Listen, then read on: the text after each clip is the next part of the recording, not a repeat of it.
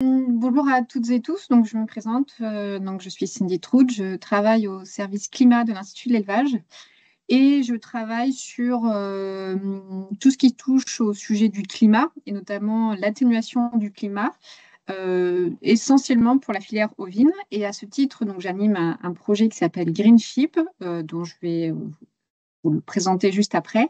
Et j'ai également participé au projet Décarbonalp. Donc, c'est sur ces deux projets que vont porter ma présentation. Ma présentation elle se déroulera en deux temps pour vous présenter des résultats. Je vais déjà tout d'abord vous présenter le projet Greenship rapidement. Donc, c'est un programme européen qui a démarré en 2020, qui devait se terminer en septembre de cette année, mais qui est prolongé d'1 an, donc qui se terminera fin 2026. L'objectif premier de ce projet, c'est de réduire les émissions de gaz à effet de serre en élevage ovin, lait et viande, mais tout en assurant la durabilité des exploitations ovines, donc en ayant une vue globale sur l'ensemble de ces performances. Dans le cadre de ce projet, je ne vais pas détailler toutes les actions évidemment, mais on a deux types de fermes qui sont impliquées, ce qu'on appelle les fermes de démonstration et les fermes innovantes. Donc pour les deux, ce sont des fermes commerciales avec des niveaux d'implication différents. Donc les fermes de démonstration sont des exploitations pour lesquelles un diagnostic environnemental a été réalisé dans l'objectif de sensibiliser les éleveurs à cette thématique de la réduction des émissions de gaz à effet de serre, mais plus globalement à la sensibilisation de l'impact environnemental d'une exploitation d'élevage sur l'environnement, et dans l'objectif de pouvoir créer un observatoire des performances environnementales et de durabilité. Donc, dans un premier temps, je vais vous présenter les principaux résultats de ces diagnostics et donc de cet observatoire. Et ensuite, je me focaliserai sur le deuxième type de ferme, que sont les fermes innovantes. Je vais vous présenter uniquement les résultats français, parce que je n'ai pas le temps de vous présenter tous les résultats, mais si jamais vous avez des questions, on pourra en parler. Donc, tout d'abord, ces fermes qu'on appelle les fermes de démonstration, donc à l'échelle française, elles sont au nombre de 824. Donc, c'est un échantillon assez important, donc un échantillon de fermes qui ont été suivies. Dans ces 824 fermes, on a un petit peu moins de 200 fermes en ovin-lait et 630 fermes en ovin allaitant. Et vous pouvez voir que la majorité des systèmes de production sont représentés pour chacune des deux filières. Pour la filière ovin-lait, on ne retrouve pas le bassin corse qui n'est pas impliqué dans le cadre du projet Greenship. Parmi ces fermes, on a également aussi des systèmes pastoraux qui nous concernent aujourd'hui, donc qui se retrouvent dans différents types de systèmes.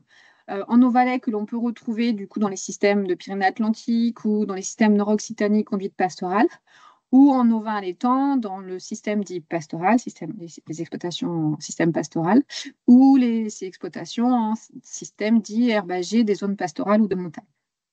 Ce que l'on a considéré ici, pour caractériser une exploitation en système pastoral, c'est dès lors qu'elle a des surfaces pastorales. Et donc, parmi les 824 fermes, on a 311 fermes, lait plus viande, qui possèdent des surfaces pastorales dans notre échantillon. Donc tout d'abord, quelle est l'empreinte carbone de la viande ovine et du lait de brebis? Donc là, c'est tout système confondu et pas focalisé sur les systèmes pastoraux. On a du coup un niveau d'émission de gaz à effet de serre de 2,93 kg équivalent CO2 par litre de lait corrigé en ovin-lait et un niveau d'émission de gaz à effet de serre de 43,1 kg équivalent CO2 par kilo carcasse en ovin allaitant. On reviendra sur ces chiffres-là tout à l'heure, qui est notre, on va dire, référence pour chacune des deux filières. Évidemment, on ne peut pas comparer les résultats entre les deux filières puisqu'elles sont exprimées avec des unités différentes. Ce qui est important ici, c'est de comprendre et de savoir d'où viennent ces émissions de gaz à effet de serre. Et vous avez du coup sur ces petits camemberts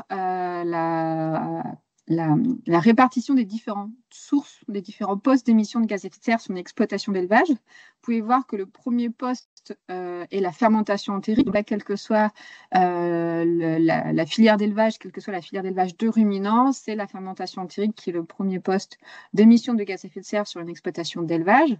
La contribution de ce poste est variable suivant les filières. Et vous pouvez voir, en ovin-lait, on est à 52%, tandis qu'en ovin allaitant, on est à quasiment 2/3. Donc ça, c'est le premier poste d'émission de gaz à effet de serre, donc du méthane. Et ensuite, on a souvent le poste gestion des effluents, donc les fermentations liées au fumier et au lisier qui vont dégager des gaz à effet de serre que sont le méthane ou le protoxyde d'azote. Et il faut savoir aussi, lorsque l'on fait une évaluation de l'empreinte environnementale d'une exploitation d'élevage, de l'évaluation de l'empreinte carbone, on tient compte des émissions qui ont lieu sur l'exploitation, mais on tient compte également des émissions qui ont lieu en amont, c'est-à-dire les émissions qui ont lieu lors de la fabrication des intrants et le transport de ces intrants jusqu'à l'exploitation. Et c'est pour ça qu'on retrouve des postes comme achat d'aliments ou achat d'azote. Et vous pouvez voir notamment qu'en Auvergne que le deuxième poste de contribution aux émissions de gaz à effet de serre, ce n'est pas la gestion des effluents, mais les achats d'aliments, donc qui représentent du coup une part non négligeable des émissions de gaz à effet de serre pour les ateliers Auvergne. Donc voilà, pour donner déjà une première idée du niveau d'émissions de gaz à effet de serre en élevage ovin et d'où viennent ces émissions de gaz à effet de serre. Ensuite, si on va un petit peu plus dans le détail, ce que vous avez ici, c'est, donc là, je vous ai présenté le niveau d'émissions de gaz à effet de serre en moyenne, tout système confondu. Là, vous l'avez par type de système. Je ne vous ai pas mis tous les systèmes, parce que du coup, je n'ai pas forcément le temps de tout détailler, mais pour vous donner quelques exemples. Donc là, en Auvergne, vous avez les résultats obtenus pour des systèmes en Nord-Occitanie, conduite pastorale ou dans les Pyrénées-Atlantiques, et en Auvergne à l'étang pour des systèmes herbagés de zones de plaine ou herbagés de zones de montagne ou les systèmes pastoraux. Ce qu'il faut surtout retenir de cette diapositive, c'est que voilà, on peut potentiellement avoir des différences entre les systèmes, mais surtout, ce qui est important, c'est la variabilité intrasystème que l'on peut observer.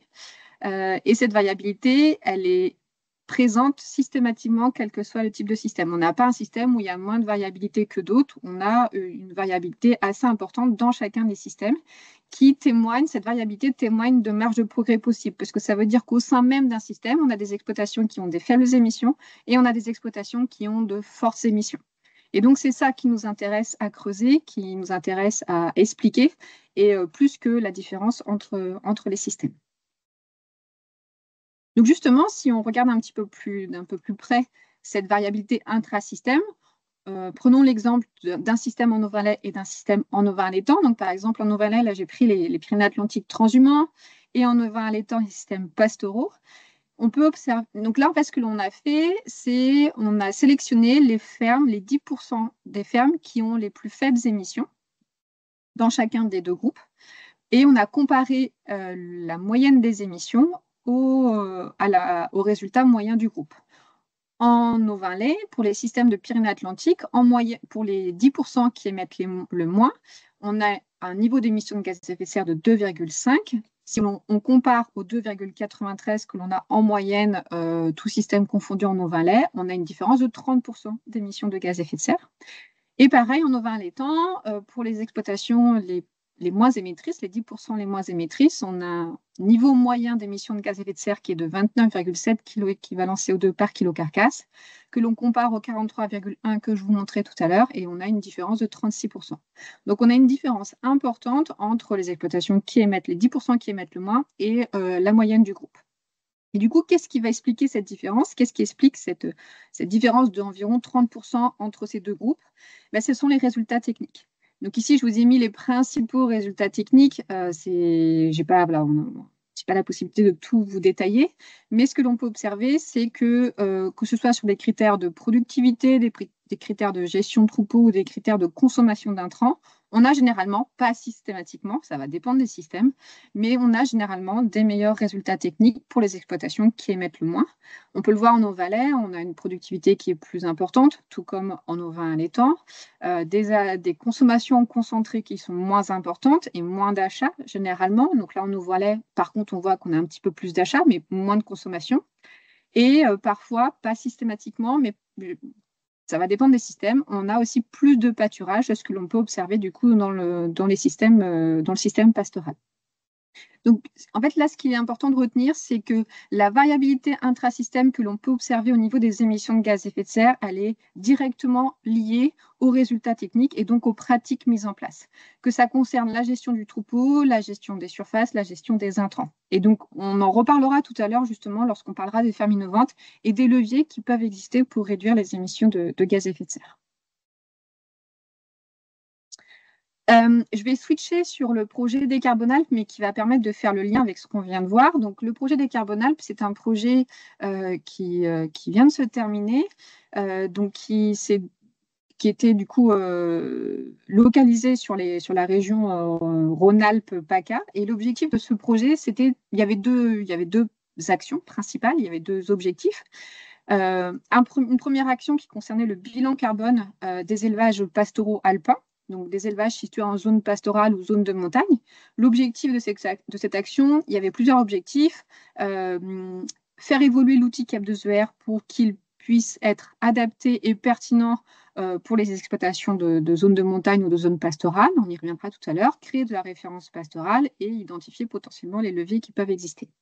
Et une deuxième action portée sur le stockage de carbone et des mesures de stock de carbone dans le sol via des prélèvements. Donc moi, je vais me focaliser justement sur la première action qui concerne le bilan carbone pour pouvoir faire le lien avec ce que je viens de vous montrer. Dans le cadre de ce projet des Carbonalpes, donc des diagnostics environnementaux avec l'outil Cap2ER ont été réalisés sur 41 fermes. Donc là, ça ne concernait pas que la filière ovine, ça concernait l'ensemble des filières de ruminants situées en zone pastorale ou zone de montagne. Donc on a à la fois des systèmes bovins, ovins et caprins. Donc vous avez la répartition des 40 fermes enquêtées à l'écran. Et ce qu'il faut retenir, voilà, c'est qu'on a fait la sélection des fermes selon différents critères dans l'objectif d'avoir une diversité de fermes et s'assurer que l'on puisse avoir un outil, l'outil Cap2ER, pertinent pour l'ensemble des différents types de systèmes qui peuvent exister en zone de montagne ou en zone pastorale. Et on a notamment une caractérisation de ces fermes selon leur degré de pastoralité, donc en fonction de la part de surface pastorale dans l'ensemble des surfaces utilisées. Une des conclusions, je ne vais pas pouvoir vous détailler tous les résultats, mais une des conclusions des résultats obtenus sur les diagnostics Cap2ER qui ont été réalisés, c'est que, et c'est ce qu'on voyait un petit peu tout à l'heure quand je vous présentais les résultats obtenus par type de système, c'est que les systèmes pastoraux, en général, ressortent avec des émissions de gaz à effet de serre plus élevées lorsqu'elles sont exprimées par unité de produit, comparativement aux résultats moyens à l'échelle nationale. Mais en même temps, elles ont aussi ces exploitations, ces systèmes, plus de stockage de carbone qui va venir compenser les émissions de gaz à effet de serre. Et dans le cadre de ce projet, on s'est intéressé à savoir pourquoi ces systèmes pastoraux avaient plus d'émissions de gaz à effet de serre. Donc, c'est ce qu'on a regardé. Donc, ce que l'on a fait, c'est qu'on a, pour chacun des postes que je vous ai présentés tout à l'heure, en fermentation entérique, gestion des effluents, etc., on a regardé pour chacun des postes la différence avec la référence nationale. Et donc, on a calculé un pourcentage de différence. Et c'est ce que vous avez ici à l'écran pour chacune des filières étudiées, les différences observées. Ce que vous pouvez voir, c'est que alors après, on était sur un échantillon assez faible, 40 exploitations réparties sur 5 filières, donc ça fait quand même peu d'exploitations par filière. Donc il faut forcément prendre avec précaution les résultats obtenus. Mais globalement, pour chacune des filières, systématiquement, on avait les postes fermentation entérique, gestion des effluents et carburant électricité plus élevés que la moyenne ou la référence de la filière. Mais par contre, moins d'intrants consommés. Alors, moins d'intrants consommés, on le voit à la fois sur la fertilisation azotée qui correspond à l'épandage des engrais minéraux, mais aussi sur les achats d'azote minéral. C'est vrai également sur les achats d'aliments. Donc, on le voit sur la filière bovin-lait ou la filière caprine. On ne le voit pas directement sur les filières bovin-viande et ovine. Mais, je vais y revenir après, mais la consommation en tant que telle d'aliments est plus faible. Mais comme ici, on ramène par litre de lait, c'est l'effet productivité qui va prendre le pas et qui va avoir un impact. Et en fait, ici, ce qui ressort, c'est que pourquoi les postes fermentation entérique, gestion des effluents, carburant, électricité ressortent de manière plus élevée systématiquement que la référence, c'est parce qu'on a des niveaux de productivité qui sont plus faibles comparativement à la moyenne dans les systèmes pastoraux. Donc, il y a ce gros effet de la productivité qui va jouer avant même le niveau de consommation, par exemple, d'aliments. Donc, il y a cet effet de la productivité. Donc là, sachant que voilà, on regardait les émissions ramenées par litre de lait ou par kilo de viande. Et lorsqu'on regarde les émissions exprimées par hectare ou par brebis, les systèmes pastoraux, généralement, ont des émissions soit équivalentes, soit en dessous de la référence par système ou nationale. Et puis ensuite, ce que je vous disais tout à l'heure, quand je vous ai présenté l'échantillon des fermes qui ont été enquêtées dans le cadre de Décarbonalpes, on a un critère pour caractériser ces fermes selon le degré de pastoralité. Donc, on a cherché à voir est-ce qu'il y a un effet, est-ce qu'il y a potentiellement un effet du degré de pastoralité sur les émissions de gaz à effet de serre. Donc, pour vous rappeler, ce qu'on a appelé degré de pastoralité, c'est la part de surface pastorale dans la surface totale utilisée. Et donc on a ici trois gradients du degré de pastoralité, de fort, moyen à faible. Et alors, on n'a pas réalisé de test statistique parce que ici on est sur un échantillon très restreint et donc il ne ressort pas de significativité des résultats, de différence de résultats entre les groupes, mais il y aurait une tendance à ce que plus le degré de pastoralité est important, plus les émissions brutes et nettes sont faibles. Donc, par rapport à cette première partie, ce qu'il faut retenir, c'est qu'on a aujourd'hui des références qui sont disponibles pour mesurer l'atténuation du changement climatique et donc de mesurer le niveau d'émissions de gaz à effet de serre, donc à travers ces projets qui se sont déroulés, donc Greenship et Decarbonalp. Et du coup, on a un observatoire des résultats, des références sur l'empreinte carbone et plus globalement l'empreinte environnementale ou les performances de durabilité des systèmes ovins. Ce qu'il faut aussi retenir, c'est qu'on a une variabilité intrasystème qui est importante. L'objectif n'est pas forcément de comparer les types de systèmes entre eux, mais de bien travailler au sein de chaque système pourquoi on a des différences de résultats, des différences d'empreinte carbone. Ces émissions sont liées aux pratiques mises en place et donc de meilleurs résultats techniques conduiront très généralement à de plus faibles émissions de gaz à effet de serre. Donc, ce qui témoigne de marge de manœuvre possible avec des leviers qui sont aujourd'hui déjà connus par les éleveurs et qui sont des leviers techniques qui reposent sur la gestion du troupeau, la gestion des surfaces, la gestion des intrants. Malgré tout, c'est important de ne pas se focaliser uniquement sur le carbone, sur l'atténuation du changement climatique. C'est important de prendre en compte les autres impacts environnementaux, qu'ils soient positifs ou négatifs. Et ce qui ressort, à ce qu'on a pu voir aussi dans le cadre du projet Decarbonalp, c'est que les systèmes pastoraux sont peut-être plus émetteurs de gaz à effet de serre, mais ont aussi stockent plus de carbone, consomment moins d'intrants et rendent des services qui leur sont propres et qui font que du coup ont aussi d'autres impacts positifs sur l'environnement. Et enfin, par rapport à un des objectifs que j'évoquais sur l'action du bilan carbone du projet Decarbonalp, c'est que grâce à ces diagnostics qui ont été réalisés sur l'ensemble des filières, des 5 filières, des évolutions sont prévues pour cet outil Cap2ER qui permet d'évaluer les performances environnementales pour une meilleure prise en compte des particularités des systèmes pastoraux et des systèmes de montagne et donc une meilleure prise en compte des surfaces pastorales.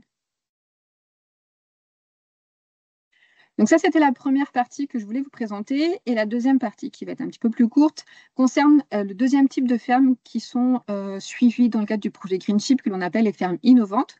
Ces fermes ont reçu également un diagnostic environnemental. Et l'objectif de ces fermes, c'est de tester des leviers d'action, des leviers de réduction des émissions de gaz à effet de serre. Donc pour ces fermes, donc un premier diagnostic Cap2ER initial a été réalisé de manière à mesurer, évaluer l'état initial et de mesurer l'empreinte carbone et l'empreinte environnementale, tout comme les fermes de démonstration. Mais ensuite, de par l'analyse des résultats, des leviers d'action ont été identifiés et ont été mis en place par les exploitations, des leviers qui visent à réduire les émissions de gaz à effet de serre. Donc un deuxième diagnostic est prévu, donc là c'est sur la fin de l'année, donc le projet est toujours en cours, est prévu sur la fin de l'année pour pouvoir mesurer la réduction réelle des émissions de gaz à effet de serre par la mise en place de ces leviers-là. En attendant, pour avoir des premiers chiffres d'impact de réduction des émissions, une simulation a été réalisée de ce plan d'action. Et donc, la simulation fait qu'on est sur des conditions équivalentes au diagnostic initial, ce qui ne sera pas forcément vrai pour le diagnostic final.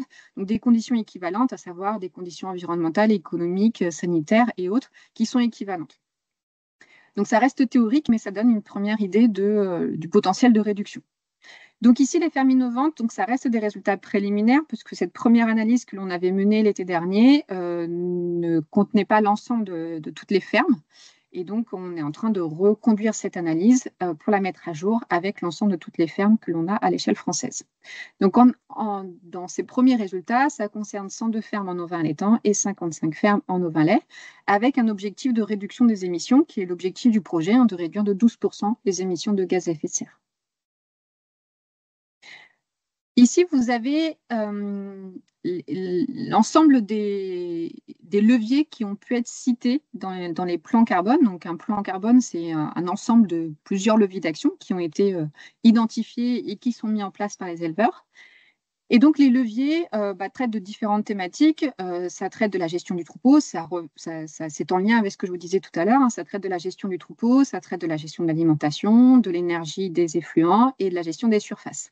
Donc, ça reprend les différents postes d'émissions de gaz à effet de serre. Dans la partie surface, il faut distinguer réellement deux parties qui sont assez distinctes. Une première qui traite des leviers qui permettent de mieux gérer les surfaces, la fertilisation, les rotations, etc.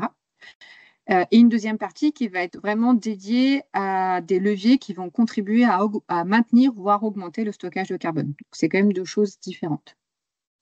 Et ensuite, en fait, lorsqu'on regarde la fréquence de ces leviers d'action, en fait, on s'aperçoit que 44% de tous les leviers qui ont été cités traitent de la gestion du troupeau et 37% traitent de la gestion des surfaces, avec deux parties distinctes. Donc, il faudrait presque quand même qu'on sépare les deux.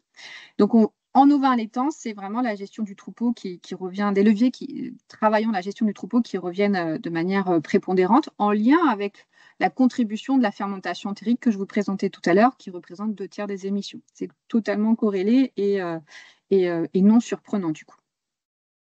En ovin-lait, donc on retrouve les mêmes thématiques, mais vous pouvez voir que là, la répartition des leviers, donc en termes de fréquence d'apparition dans les plans d'action, est différente. Et c'est le poste alimentation qui arrive en premier. 34% des leviers cités dans les plans d'action en ovin-lait traitent de la gestion de l'alimentation. Pareil, ce n'est pas du tout surprenant lorsque l'on voit la contribution des différentes sources d'émissions de gaz à effet de serre et le post-aliment qui est très important en ovin-lait puisqu'il représente 19% des émissions de gaz à effet de serre. Et puis ensuite, si on fait un petit focus sur les systèmes pastoraux, en fait, on voit que pour l'instant, il n'y a pas forcément de différence significative en termes de contribution des différentes thématiques, des différents leviers. Là aussi, on retrouve en ovin allaitant des leviers traitant de la gestion du troupeau assez importantes, un peu plus que la moyenne par rapport à ce qu'on voyait à l'échelle nationale. Donc, des leviers essentiellement liés à la gestion du troupeau en système pastoral en ovin allaitant. En ovin lait, pas forcément différent de ce que l'on peut observer à l'échelle nationale également, où le poste aliment revient en première position, toujours si je mets le poste surface de côté, puisqu'il faudrait le séparer en deux. Mais voilà, 30% des leviers traitent de la gestion de l'alimentation en ovin lait dans les systèmes plutôt pastoraux comme les Pyrénées-Atlantiques transhumants. Et puis enfin, là, pour vous donner quelques chiffres par rapport à ces plans d'action et ces leviers qui ont été mis en place, là, ce sont les résultats des simulations qui ont été réalisées, des différents plans d'action construits pour chacune des exploitations. Et vous pouvez voir qu'en moyenne, on a une réduction potentielle de 10%, donc de manière théorique, tenant pas compte des évolutions de contexte qui peuvent aussi avoir un impact sur les émissions de gaz à effet de serre. Et on n'a pas de différence significative entre les systèmes. Et vous pouvez voir que pour les systèmes pastoraux en ovin allaitant, on est à moins 10,1% de réduction des émissions de gaz à effet de serre. Et dans les systèmes ovin-lait, donc par exemple les Pyrénées-Atlantiques transhumants ou les Pyrénées-Atlantiques non transhumants, on est entre moins 9 et moins 10,7%. On n'a vraiment pas de différence significative entre les systèmes et donc un potentiel de réduction équivalent entre les systèmes. Et enfin, parce que c'est ce que je disais tout à l'heure, hein, c'est important de ne pas se focaliser, même si le cœur des deux projets Greenship et Décarbonalp se focalisait sur la thématique des émissions de gaz à effet de serre et de la réduction de ces émissions de gaz à effet de serre. C'est important d'avoir une vision globale, d'avoir une vision sur les autres aspects environnementaux qui peuvent être positifs ou négatifs, mais aussi plus globalement sur la durabilité. Donc là, quelques chiffres un peu plus globaux sur les autres indicateurs de durabilité. Donc, on voit que la réduction des émissions de gaz à effet de serre permise par ces leviers d'action, par ces plans d'action, permet également de réduire la consommation d'énergie fossile, de réduire l'excédent du bilan de l'azote, de maintenir la biodiversité. On n'a pas de différence significative entre avant et après. D'augmenter, alors là, c'est pareil, on n'a pas forcément une différence très importante, mais d'augmenter le potentiel nourricier, le nombre de personnes nourries, puisqu'en fait, on a généralement une augmentation de la productivité et également, d'un point de vue économique, une augmentation du budget partiel. Qu'est-ce qu'on en appelle budget partiel? C'est une évaluation des charges et des produits en plus ou en moins. Donc, c'est une vision assez partielle économique.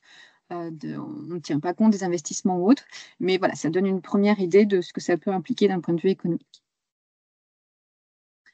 Donc, pour conclure sur cette deuxième partie, donc en fait, on a un ensemble de leviers d'action qui ont été identifiés, qui sont liés à la gestion du troupeau, des surfaces, de l'alimentation, des énergies, des effluents, donc qui sont complètement corrélés aux différentes sources d'émissions de gaz à effet de serre, également au stockage carbone. Pour le moment, on n'a pas de leviers spécifiques qui ont été identifiés pour les systèmes pastoraux, mais encore une fois, notre analyse est en cours. C'était les résultats préliminaires et c'est un de nos objectifs dans la poursuite des analyses de voir si on a vraiment des leviers spécifiques pour chacun des systèmes.